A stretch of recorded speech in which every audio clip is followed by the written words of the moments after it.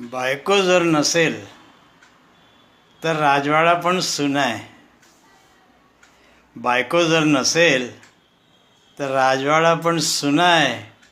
बायकोला नाव ठेवणं हा खरंच गंभीर गुन्हा आहे. खरं पाहिलं तर तिच्याशिवाय पानही हलत नाही.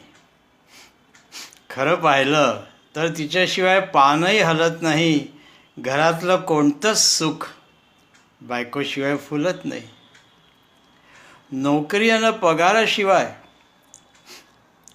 नवऱ्याजवळ आहे काय? नोकरी आणि पगाराशिवाय नवऱ्याजवळ आहे काय? तुलनाच जर केली तर सांगा, तुम्हाला येतंय काय? स्वच्छ सुंदर पवित्र घर, स्वच्छ सुंदर पवित्र घर बायकोमुळेच असतं. नवरा नावाचा विचित्र माणूस तिलाच हसत बसतं. वय कमी असून सुद्धा बायको समजदार असते. क्या बात आहे. वय कमी असून सुद्धा बायको समजदार असते. बायकोपेक्षा नवऱ्याचे वय म्हणूनच जास्त असते. तिचा दोष काय तर म्हणे चांगल्या सवयी लावते. तिचा दोष काय तर म्हणे चांगल्या सवयी लावते. कुटुंबाच्या कल्याणासाठी दिवस रात्र धावते. चिडत असेल अधूनमधून, चिडत असेल अधूनमधून. सहनशीलता संपल्यावर तुम्हीच सांगा काय होणार 24 तास जुंपल्यावर.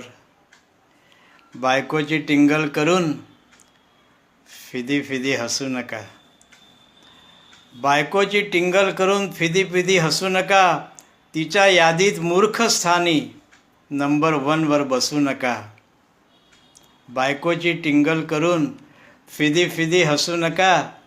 तिच्या यादीत मूर्ख स्थानी नंबर 1 वर बसू नका. बायको म्हणजे अंगणातला प्राजक्ताचा सडा. बायको म्हणजे अंगणातला प्राजक्ताचा सडा.